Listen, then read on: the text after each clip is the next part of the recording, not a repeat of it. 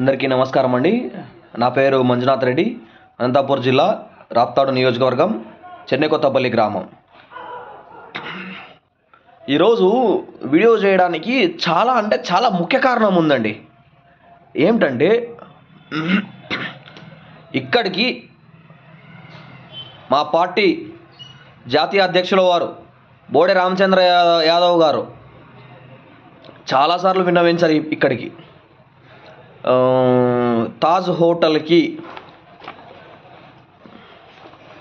Oberoi Taj hotel అనే కంపెనీకి 26 ఎకరాల భూమి, 26 ఎకరాల భూమిని మీరు, అది కూడా ఆ 20 ఎకరాల భూమిలో కూడా మనకు పూర్తిగా ఎర్రచందనం చెట్లు ఉన్నాయి.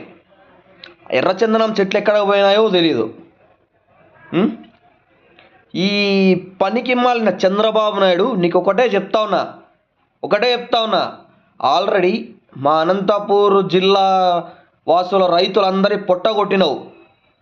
కేవలం ఒక కుప్పానికి నీళ్ళు తీసుకొని పోవడానికి కోసం మాత్రమే.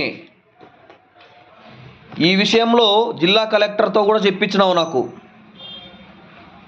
గుర్తుపెట్టుకో, ఖచ్చితంగా ఒకరోజు సమాధానం చెప్తా నీకు. చంద్రబాబు నాయుడు అధికారం ఉంది కదా అని అధికార మదంతో రెచ్చిపోతున్నావు ఎక్కడికి పడితే అక్కడికి. ఈ కొన్ని కోట్ల రూపాయలు విలువ చేసే ఈ భూమిని మీరు ఎందుకు కట్టబెడుతున్నారు? దీనివల్ల టీటీడీకి వచ్చిన లాభం ఏంటి? ముఖ్యమైన విషయాలు, టీటీడీకి వచ్చిన లాభం ఏంటి? రెండవది ఏమంటే, ఆ 26 ఎకరాల స్థలంలో ఉన్నటువంటి ఎర్రచందనం మొక్కలు ఏమైనాయి? చెట్లు, ఎర్రచందనం దొంగలు ఏమయ్యాయి? అంటే దోచుకోవడానికి ఆలోచన వస్తే ఏమైనా చేసేస్తారా మీరు? ఏమైనా చేస్తారా?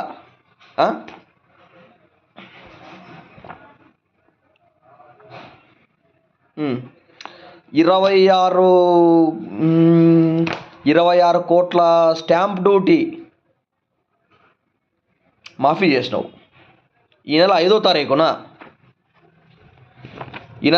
తారీఖున నువ్వేం చేసావంటే పేరు మార్చినారు. స్వర అని పేరు మార్చి ఏ విధంగా ఇస్తావయ్యా నువ్వు? కానీ రిజిస్టర్ చేసినావు, కానీ ఆ పేరు ఆన్లైన్లో కనిపించడం లేదు అయ్యా. చిల్లర చంద్రబాబు నాయుడు నీ పేరు గుర్తుపెట్టుకో. చిల్లర చంద్రబాబు నాయుడు నీ ఆ రిజిస్ట్రేషన్ చేసిన కంపెనీ ఆన్లైన్లో కనిపించట్లేదు. రిజిస్ట్రేషన్ ఏమో చేశారు, అంతా బాగుంది. ఎవ్వడబ్బ సొమ్మని దోచుకుంటున్నారు, ఎవ్వడబ్బ సొమ్మని మాఫీలు చేస్తున్నారు. పరమ పవిత్రమైన దేవస్థానం భూముల్ని కబ్జా చేసేదానికి పూనుకున్నావు కదా అయ్యా నువ్వు. ఆల్రెడీ ప్రభుత్వంలో ఉన్న సొమ్ముల్ని దోచుకుంటూనే ఉన్నావు.